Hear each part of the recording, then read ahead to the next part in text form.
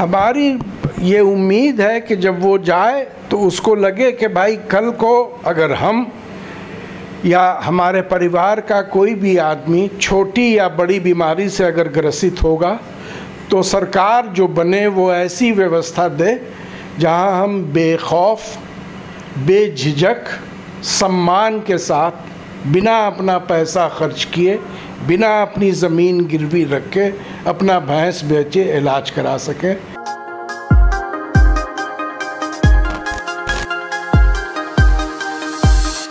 बिहार सहित पूरे देश में लोकसभा चुनाव का माहौल है और इस माहौल में पार्टीज़ अपनी पॉलिटिक्स के हिसाब से, वोट बैंक के हिसाब से फैसले कर रही हैं, उम्मीदवारों का चयन कर रही हैं और रणनीति बना रही हैं अपनी जीत के लिए। इसी बीच जन स्वास्थ्य अभियान बिहार ने स्वास्थ्य पर ध्यान दिलाते हुए कई पार्टियों से मुलाकात की है।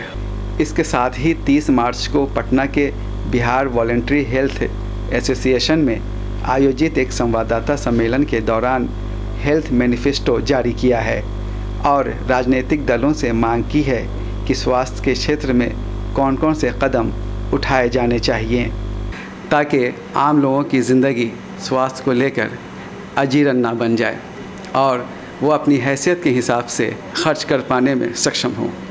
इस सिलसिले में हमसे बात कर रहे हैं डॉक्टर शकील साहब। शकील साहब, बिहार लोक संवाद में आपका बहुत बहुत खैर मकदम है, स्वागत है। क्या चिंता है आपको स्वास्थ्य को लेकर और वो भी इस इलेक्शन के माहौल में? देखिए, स्वास्थ्य एक ऐसी बुनियादी ज़रूरत है कि ये सिर्फ कोई वेलफेयर का मसला नहीं है।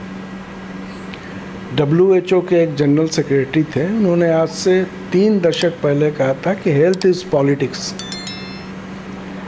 और आप में से जितने लोगों को ये कोविड-19 की महामारी याद होगी, उन्होंने देखा होगा कि कैसी राजनीति हुई थी।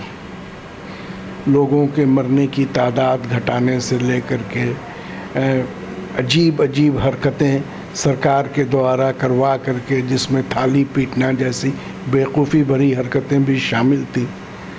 तो ये पॉलिटिक्स हो रही थी और उस पॉलिटिक्स का नतीजा हुआ कि जो गरीब थे वो सबसे ज़्यादा उसका शिकार हुए, उनकी मौतें भी सबसे ज़्यादा हुई, उनका विस्थापन और माइग्रेशन भी सबसे ज़्यादा हुआ, नौकरियां उनकी छूटी, आमदनियां उनकी घटी और वो कर्ज़ में डूबते गए। तो हेल्थ सिर्फ बीमारी से दूर रहना नहीं होता है। इसीलिए हम लोगों ने जो चुनाव के वक्त एक health manifesto, people's health manifesto सारे राजनीतिक दलों को दिया है। हमने दिल्ली में भी दिया और हर राज्य केंद्र में भी दे रहे हैं। उसमें हम ये कह रहे हैं कि हेल्थ और हेल्थ सर्विसेज, स्वास्थ्य और स्वास्थ्य सेवा का अधिकार, स्वास्थ्य जो है वो हेल्थ राइट एक बहुत बड़ा राइट और हेल्थ केयर राइट उसका एक छोटा कंपोनेंट।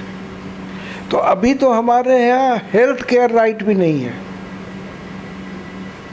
इसलिए हम कहते हैं कि इसकी गारंटी सरकार को करनी होगी और ये गारंटी करने के लिए उनको बहुत सारे ठोस पहल करने होंगे। उसमें उसके लिए वित्तीय प्रबंधन, फिनेंशियल मैनेजमेंट करना होगा, पॉलिटिकल विल लाना होगा। जो कमियां हैं इंफ्रास्ट्रक्चर में, चाहे वो अस्पताल की इमारतों की कमियां हों, चाहे वो डॉक्टरों, नर्सों, विशेषज्ञों की कमियां हों, इन सबों को बहुत जल्द से जल्द भरना होगा और इसकी गारंटी करनी होगी कि हर गरीब आदमी या हर आदमी जो इस देश में रहता है उसकी पास इलाज कराने के पैसे देने की क्षमता हो या ना हो, सरकार ये गारंटी करेगी कि उनका इलाज होगा। तो ये एक सभ्य समाज का, एक सिविलाइज्ड नेशन का हम कर्तव्य बनता है कि जो हाशिए पर लोग हैं उन तक हम स्वास्थ्य की सेवाओं तक को कैसे ले जाएं। एक तरफ हमारा दावा है कि हम कुछ सालों में $5 ट्रिलियन के हो जाएंगे, हमारी टर्नओवर $5 ट्रिलियन का हो जाएगा।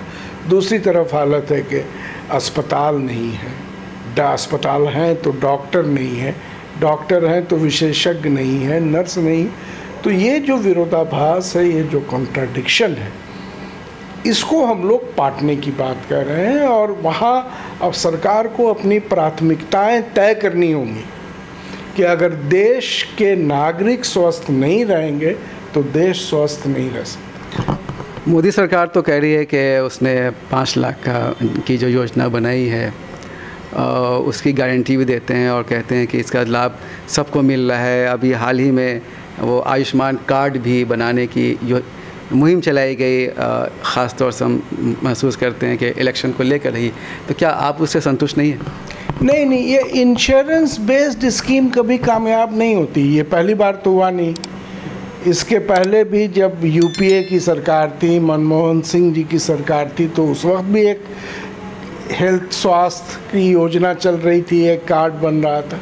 कई एक राज्यों में ऐसे योजनाएं चल रही हैं, कर्नाटका में, आंध्र प्रदेश में, लेकिन वो अपने आप में काफ़ी नहीं होती। अब आप इसी में देख लीजिए कि इसमें इतना एक्सक्लूजन है, इतने लोग इस नेटवर्क से बाहर हैं आयुष्मान, क्योंकि ये बना रहे हैं जो 2011 का जो सोशियो इकोनॉमिक सर्वे हुआ था, उस वक्त जो लोग गरीबी रेखा में आए थे, जिसका आंकड़ा किसी सरकार ने, कांग्रेस ने भी जारी नहीं किया, भाजपा ने भी जारी नहीं किया, उसी से वो लेते हैं। एक तो इस 13 साल में उस ख़ास तौर से ये कोविड की महामारी के बाद अच्छे लोग जो औसत दर्जे के थे वो गरीब हो गए। तो वो सारे लोग उस नेट से बाहर हैं। और ये जो इतना पैसा हम दे रहे हैं उसका एक बड़ा हिस्सा प्राइवेट सेक्टर को जा रहा है। भाई, आप उन पैसों को जो आप मेदांता और पारस में ऑपरेशन कराने के लिए दे रहे हैं, आप क्यों नहीं PMCH, NMCH, एम्स और IGIMS की क्षमता को बढ़ा देते हैं? उन पैसों से क्यों जाने की ज़रूरत है वहाँ? तो ये लॉपसाइडेड है, ये स्ट्रैटेजी कामयाब नहीं हुई है और ना होगी। तो क्या आपको लगता है ये लुभाने वाला है सिर्फ? हम नहीं जानते, हम तो चूँकि पेशे से डॉक्टर हैं और हम जानते हैं कि जो लोग हैं, गरीब लोग हैं, आप चले जाइए जो मलिन बस्तियां हैं, जा कर के देखिए कि उन मलिन बस्तियों में कितने लोगों को ये सुविधाएं मिल रही हैं। PMC, अगर ये सुविधाएं कामयाब हो रही हैं तो PMCH की फर्शों पर लोग क्यों लेट करके इलाज करा रहे हैं? डॉक्टर साहब, आपने एक चिंता व्यक्त की कि हेल्थ वेलनेस सेंटर का नाम बदल करके उसको आरोग्य मंदिर कर दिया गया है, और आप ये भी कह रहे हैं कि ये जो धर्मनिरपेक्ष संविधान है भारत का, ये उसके ख़िलाफ़ है। इसको किस तरह से आप विस्तार से बताएंगे? देखिए, ये असल में बदकिस्मती ये है कि पिछले चंद सालों में भारत की सरकार एक ख़ास तरह की धर्म आधारित राजनीति को बढ़ावा दे रही, कभी बहुत छुपे ढंग से, कभी डंके की चोट पर, और धीरे धीरे ये कम्युनलाइजेशन जिसको हम लोग कहते हैं, जो सेक्युलर कैरेक्टर है, जो हमारा ढांचा है धर्मनिरपेक्षता का, उसको तोड़ने की कोशिश है। और ये हमारी शंका ऐसे ही नहीं है। अभी आपने देखा होगा कुछ दिनों पहले भाजपा के एक MP कर्नाटका के, उन्होंने ये कहा कि भाई अगर हमारे 400 लोग जीत गए तो हम संविधान बदल देंगे। तो आप संविधान में क्या बदलेंगे ये हमको पता है ना। आप वहाँ से धर्मनिरपेक्षता निकालेंगे, आप वहाँ से समाजवाद निकालेंगे। तो इसलिए, और ये सब जिसको हम लोग कहते हैं टेस्टिंग द वाटर, ये होता ना कि आप जब पानी में जा रहे होते हैं, अगर पानी आपको कहीं जमा है और आपको पता नहीं कितनी गहराई है, तो आप एक लाठी पहले आगे डाल के देखते हैं कि कितना गहरा है। तो ये सरकार this government is testing the water. तो उसने एक सरकारी संस्था का नाम बदल करके, जो हेल्थ और वेलनेस सेंटर था, उसका नाम बदल करके आरोग्य मंदिर कर दिया। अब वो देख रही है कि इस पर क्या होता है देश में, लोग इसको एक्सेप्ट करते हैं नहीं करते हैं, बड़ा तो जन स्वास्थ्य अभियान की ये मजबूत समझ है कि ये इस तरह की ब्रांडिंग हमारे सेक्युलर ढांचे पर एक गहरी चोट पहुंचाने का काम है। आपने बताया कि 24 साल से ये संस्था काम कर रही है। क्या इससे पहले भी आप लोगों ने हेल्थ मैनिफेस्टो जारी किया है? हर बार, हर असेंबली चुनाव के पहले हम लोग बिहार में करते हैं बिहार जन स्वास्थ्य अभियान, और हर संसदीय चुनाव के पहले हम लोग पूरे हिंदुस्तान में ये हेल्थ मैनिफेस्टो जारी करते हैं। तो क्या आप लोग जिन मांगों को उठाते हैं, पेश करते हैं, क्या पार्टियां उन्हें एक्सेप्ट भी करती हैं और अपने मैनिफेस्टो में शामिल भी करती हैं? शामिल किया है, कांग्रेस ने शामिल किया है, कम्युनिस्ट पार्टियों ने शामिल किया है। यहाँ जब पिछला असेंबली चुनाव हुआ था तो भाजपा ने शामिल किया था। उन्होंने कहा था कि हम बिहार में, जो बिहार के बजट में हम 6% कर देंगे, वो हमारी मांग थी, उन्होंने शामिल किया। हालांकि उनकी सरकार बनी तो उन्होंने किया नहीं, लेकिन मैनिफेस्टो में उन्होंने डाला। हमने बहुत बड़ी मीटिंग की थी जिसमें सारे पॉलिटिकल पार्टी के 10-12 लीडर मौजूद थे। तो वो करते हैं, सवाल है कि उसमें हम लोग, और उसमें कभी कभी फ़ायदा भी होता है।